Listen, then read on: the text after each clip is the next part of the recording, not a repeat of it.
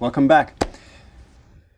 We're now at a stage where we can use our combined insight and figure out the basic managerial challenge, which is designing a workplace and organization where trust can be built and where we can thrive as a species to collaborate better to address these bigger challenges, right? So what are some of the core design principles that you can tease out of all of the readings that you think are workable, functional? What stood out to me the most is I focus a lot on things that I do well, my strengths and my weaknesses. So I like to work in like more of a cross-functional team, so I know that in my weakness, somebody else will be able to pick it up and make it just as strong. And in that way, that also makes me want to work hard and also improve and learn more about my weakness. So in that way, I'm attentive, I'm involved, and I just want to do better. So in terms of building trust, it just goes into, I feel as though I'm getting something out of it, and it's just like a mutual respect. Like we said, trust will begin trust. What if you sort of go a step up and sort of say, all right, you are now leading an organization, you're the CEO. What can you do in your organization, wherever you're working, let's say at Amazon? What can you do to foster a more trusting climate?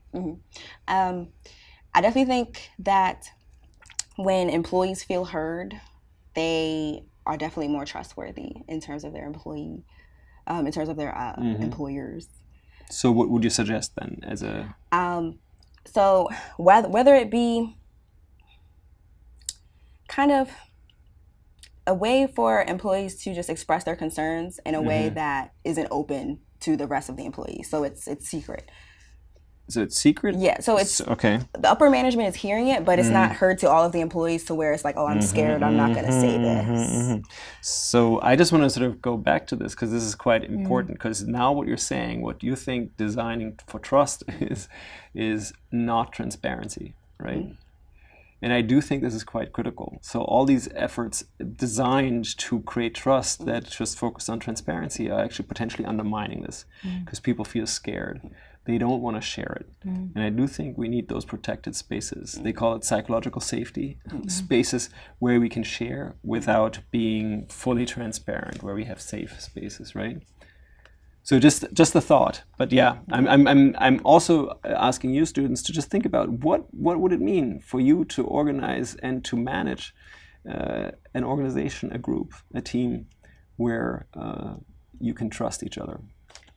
I would say as a leader, and some of the readings touch on this, I think the greatest leaders and the long-term sustainable leaders are those that exhibit empathy. That's something that's not really talked about that much in business school. It's not a characteristic that is really bolstered in any way beyond just a self-serving purpose. Like, you want to build empathy so that you can get things from people later on, or know what their pain points are so you can sell them more stuff.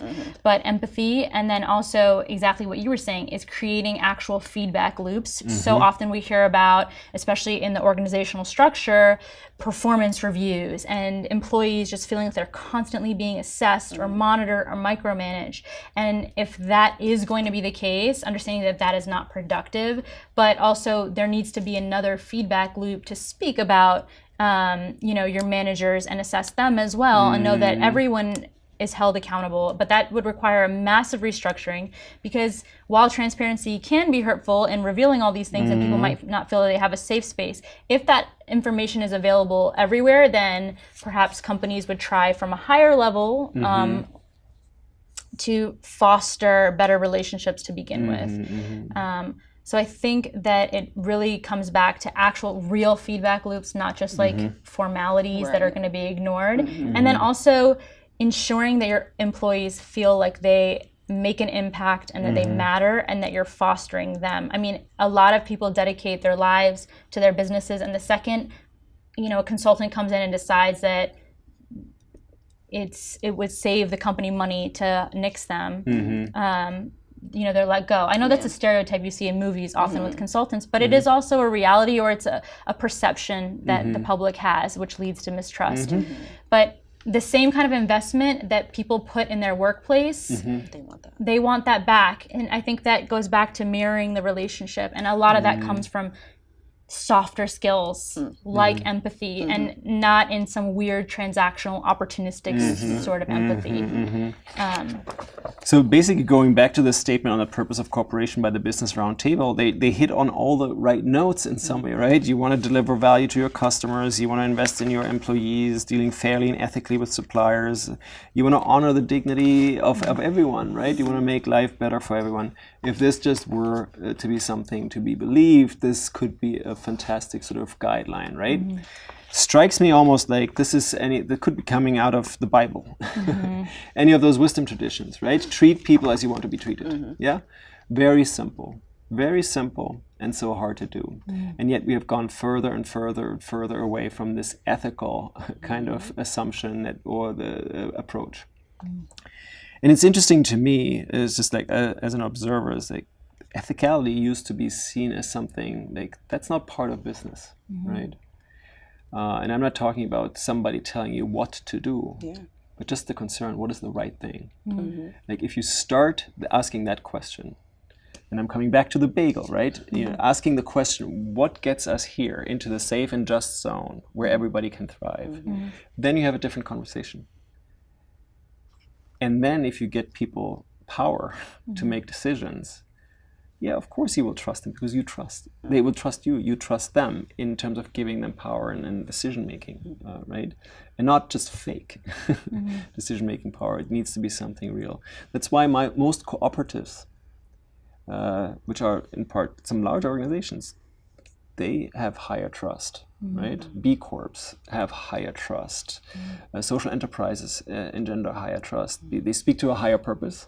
And they also have oftentimes decision-making processes, governance processes, where most voices are heard or given a voice. That's how democracy is typically a system that is better, at least over time, when it functions, than dictatorship. Dictatorship is a command and control system where one person knows and the rest has to comply, right? And in many parts of the world, we're going there. And it is actually following the corporate model. It's following this model. This is sort of something where one person can decide and more is better. The question of what's better is answered, right? So we just need execution. In terms of building trust and creating an organization where that trust can be fostered, I think this is requiring a new design, and that this bagel model here, this as an idea, can guide us. Now, there are no fixed processes really that help us to sort of say, here's the blueprint. If you adopt this, this can work, like a cookbook. No. It's not a cookie cutter approach that will get you there, because it does require a fundamental different way of being human, being a leader, understanding how humans function, work, flourish, right? And that we are fundamentally social, that we need our organizations to reflect that, that we are fundamentally in need of a reason to why we're doing what we're doing. There needs to be a higher purpose, an authentic answer to this higher purpose. And so if we don't engage in these conversations, if we don't create the psychological safety where people can feel like they matter, their concerns are heard, and they're not going to be punished for their shared perspectives, then you can build trust, right? There you can build trust. And of course, you want an organization to help you in achieving the kind of acquisitions that you want to achieve in life, the house, the feed your family, not be bothered by those material concerns. What's critical here, though, is if you do that, if you balance the four drives, right, in your organization, in yourself, you automatically build trust, right? You build trust with yourself, with others, and you have a different way of engaging with the world. All right, we're going to leave this here because we have more conversations coming up in terms of how that can be done, specifically with regards to employees. And students out there, think about these conversations, these questions a bit more.